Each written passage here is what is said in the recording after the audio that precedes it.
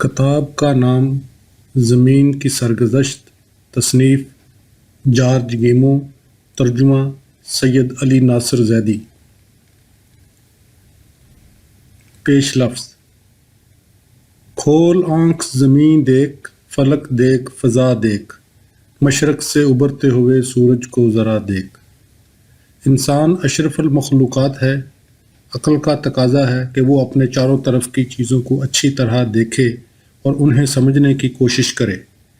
دنیا میں مختلف علوم کی بنیاد اسی طرح پڑی اور ہماری تہذیب یوں ہی رفتہ رفتہ آگے بڑھی۔ حیات بہت پرانا علم ہے۔ انسان نے ہزاروں سال پہلے چاند، تاروں، سیاروں اور دوسرے اجرام فلکی پر توجہ دی۔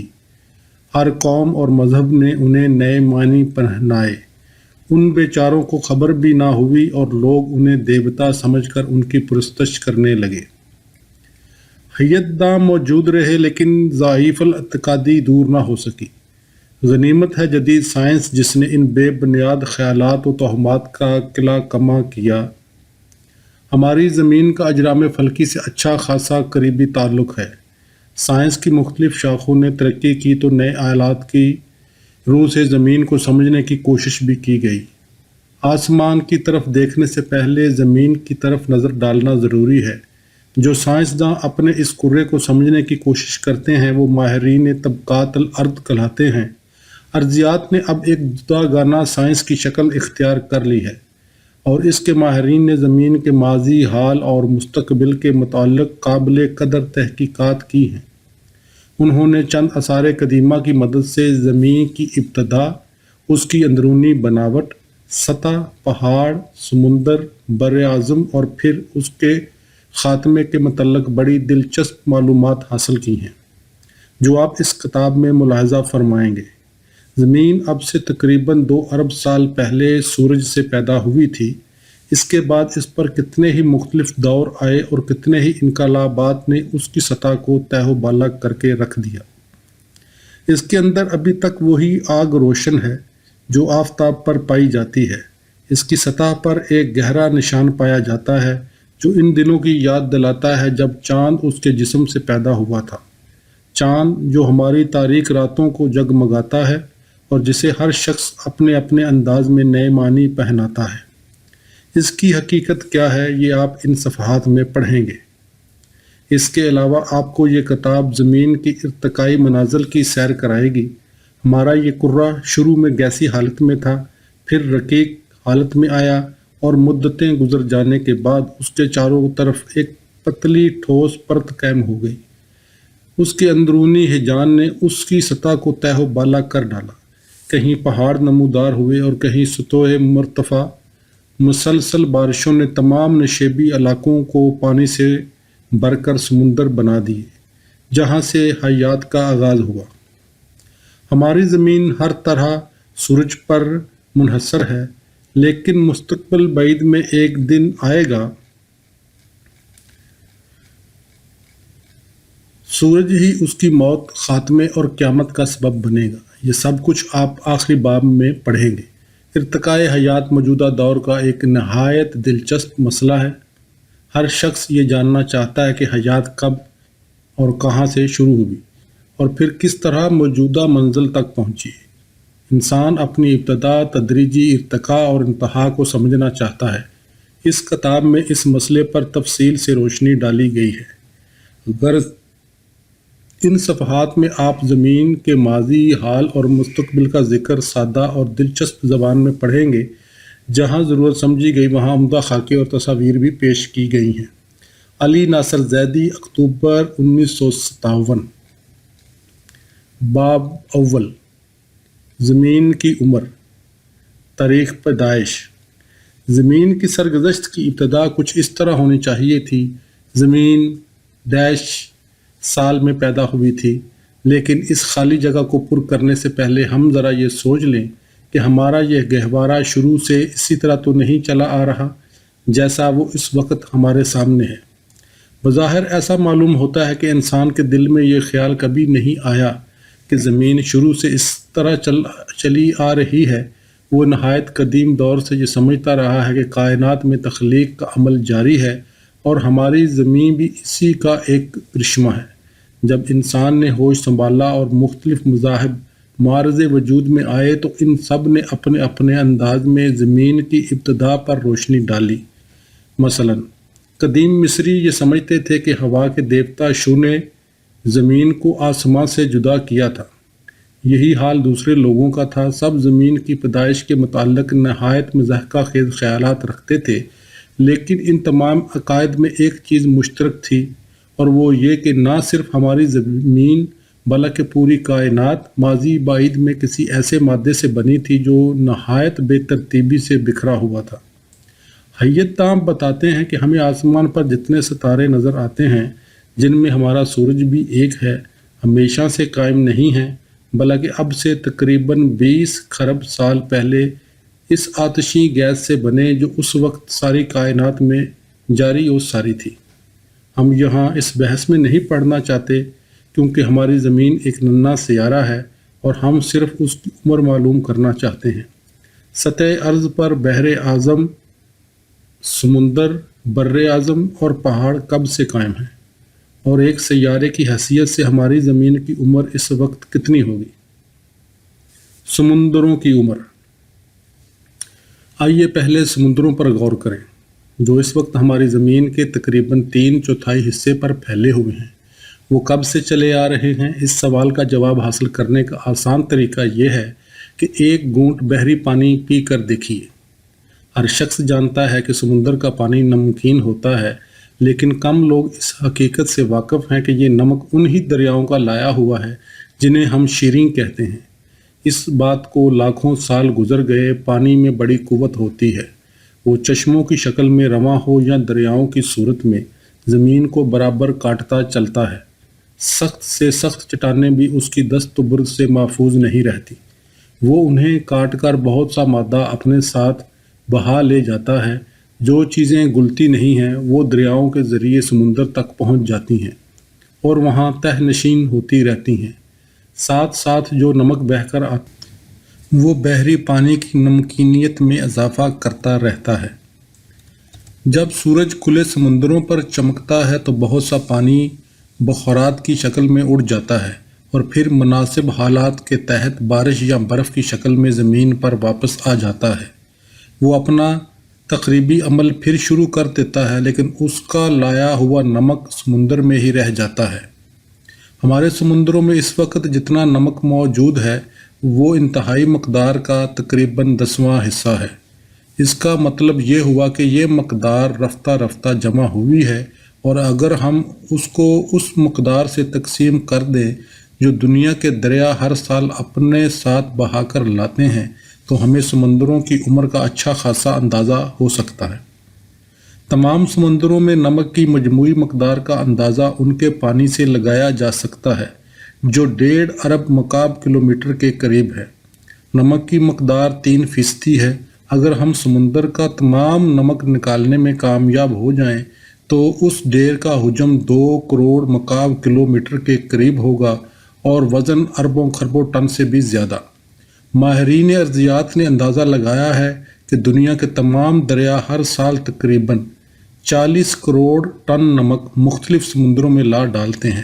اگر یہ فرض کر لیا جائے کہ دریاؤں کی تراش خراش اور اپنے ساتھ نمک بہا لانے کی شرح شروع سے یہی رہی ہے تو ہم اس نتیجے پر پہنچتے ہیں کہ دنیا کے تمام سمندروں کی عمر کم از کم 10 کروڑ سال ضرور ہے۔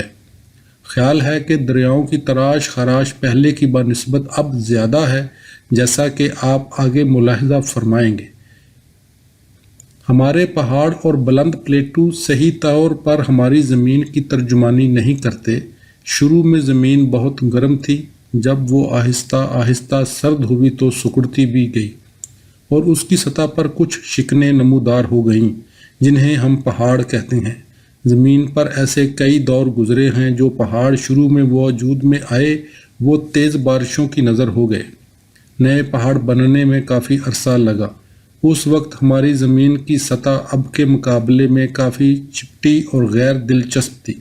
اس کے بیشتر حصوں پر اتھلے سمندر چھائے ہوئے تھے۔ اس زمانے میں دریاؤں کا عمل بھی سست تھا۔ وہ نمک کی نسبتاً تھوڑی مقدار سمندروں تک پہنچاتے تھے۔ پھر ایسا دور بھی آیا کہ سمندر پر کہیں کہیں کچھ جزیرے نمودار ہو گئے۔ اس سے بھی نمک کی مجموعی مقدار میں کچھ کمی واقع ہوئی ہوگی۔ اگر ہمارا یہ اندازہ درست ہے تو یہ بات بھی صحیح ہے کہ اس وقت سمندروں میں کچھ وہ نمک بھی واپس جا رہا ہے جو کسی زمانے میں انہوں نے خشکی کے سپرد کر دیا تھا۔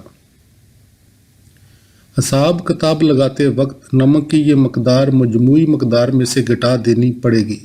ایسا کرنے سے سمندروں کی عمر مندرجہ بالا اعداد سے 10-15 گنا زیادہ ہو جائے گی۔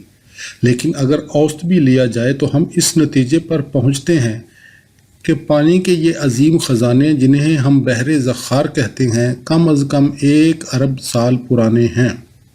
ممکن ہے ان کی عمر 1.5 ارب سال ہو، لیکن اس سے زیادہ نہیں۔ اگر اس سے زیادہ ہوتی تو سارے سمندر بحیرہ مردار یا جھیل نمک کی طرح نمکین ہوتے۔ سمندروں کی پیدائش سے پہلے جو کچھ بھی پانی ہمارے اس کرے پر تھا وہ بخارات کی شکل میں فضا میں محدود ہوگا۔ اس کا مطلب یہ ہے کہ اس وقت زمین کی سطح بے انتہا گرم ہوگی، اور جب اس کا درجہ حرارت پانی کے نقطہ جوش سے نیچے گرا ہوگا تب کہیں بارشوں کا سلسلہ شروع ہوا ہوگا۔ اس وقت زمین پر جتنے چھوٹے بڑے گڑھے تھے وہ سب پانی سے بھر گئے، اور آج ہم انہیں سمندر کہتے ہیں۔ چٹانوں کی عمر۔ اب چٹانوں کا قصہ سنیے جن سے ہماری زمین کی بالائی سطح بنی ہے۔ کیا کسی طریقے سے ان کی عمر معلوم کی جا سکتی ہے؟ ہاں، اس کا ایک معقول طریقہ ہے جو بظاہر چٹانوں میں کوئی ایسی تبدیلی واقع ہوتی نظر نہیں آتی جس سے ان کی عمر کے متعلق کوئی اندازہ لگایا جا سکے، لیکن حقیقت یہ ہے کہ ان میں سے بیشتر میں قدرت نے اپنی گھڑی چھپا کر رکھ دی ہے۔ اسے صرف ماہر ارضیات ہی دیکھ سکتے ہیں اور یہ سمجھ لیتے ہیں کہ زہر مشاہدہ چٹان کو پگھلی ہوئی حالت سے ٹھوس حالت میں آئے ہوئے کتنا عرصہ ہو چکا ہے۔ بات دراصل یہ ہے کہ کچھ چٹانوں میں یورینیم اور تھیوریم جیسے تابکار عناصر قلیل مقدار میں پائے جاتے ہیں، خاص طور سے ان چٹانوں میں جو زمین کو کھود کر نکالی جاتی ہیں۔ تابکار عناصر خود بخود کچھ شعاعیں ہر وقت پھوٹتی رہتی ہیں۔ یورینیم اور تھیوریم کے ایٹم دوسری دھاتوں کے ایٹموں سے زیادہ بھاری ہوتے ہیں۔ ان میں ایک خصوصیت یہ بھی ہوتی ہے کہ وہ بڑے ناپائیدار ہوتے ہیں، وہ برابر ٹوٹتے رہتے ہیں اور ان کا کچھ حصہ منتشر ہوتا رہتا ہے۔ منتشر ہونے والے یہ ذرات بڑی تیزی سے چاروں طرف پھیلتے ہیں۔ سائنسداں انہیں اپنی آسانی کے لیے الفا ذرات کہتے ہیں۔ حقیقت میں وہ ہیلیم گیس کے ایٹموں کے مرکزی حصے ہوتے ہیں۔ تابکار عناصر سے یہ ذرات آہستہ آہستہ جدا ہوتے رہتے ہیں اور مدتیں گزر جانے کے بعد وہ کئی درمیانی مرحلوں سے گزرتے ہوئے بالآخر وہ عناصر سیسے میں تبدیل ہو جاتے ہیں۔ اگرچہ ریڈیم اور تھیوریم کی اس تبدیلی کی رفتار نہایت سست ہے، تاہم اس کا اندازہ لگایا جا سکتا ہے، اور وہ اس طرح کہ ایک معینہ وقفے میں ان سے خارج ہونے والے الفا ذرات کو شمار کر لیا جاتا ہے۔ جدید علم طبیعیات کے ماہرین نے اس مقصد کے لیے ایک نہایت حساس آلہ ایجاد کیا ہے جسے گیگر کاؤنٹر کہتے ہیں۔ وہ ایک ایک ذرے کے اخراج کو ریکارڈ کرتا رہتا ہے۔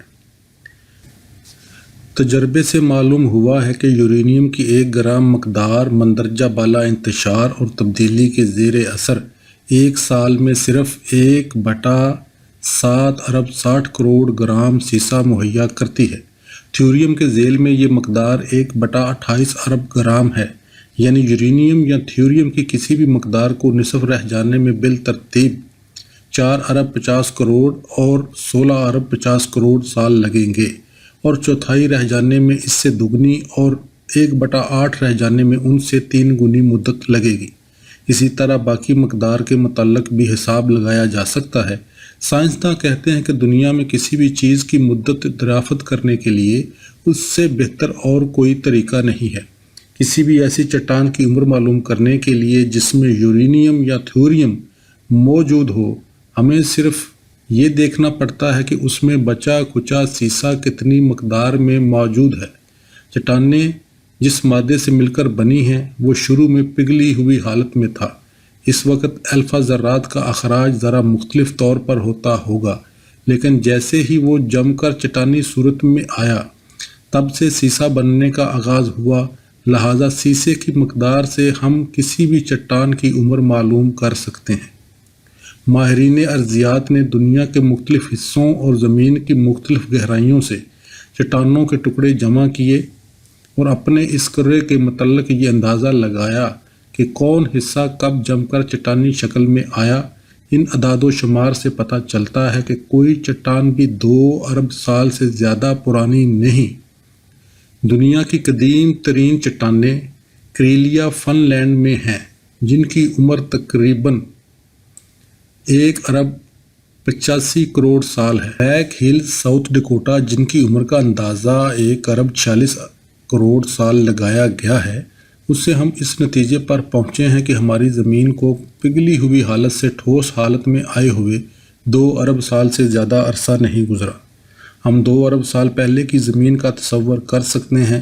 پگھلا ہوا ایک کرہ جس پر کثیف ہوا کا غلاف لپٹا ہوا تھا، اس میں بخارات کے علاوہ کچھ ایسا مادہ بھی شامل ہوگا جو بخار بن کر اڑ جاتا ہے، لیکن یہ زمانہ ہماری زمین کی تاریخ میں کچھ زیادہ اہمیت نہیں رکھتا، کیونکہ پگھلی ہوئی حالت سے سخت حالت میں آنے میں ہماری زمین کو صرف 10-20 ہزار سال لگے ہوں گے۔ اگر ہم کوئی جلتی ہوئی لکڑی دیکھیں تو فوراً سمجھ جاتے ہیں کہ وہ ابھی چولہے سے نکالی گئی ہے۔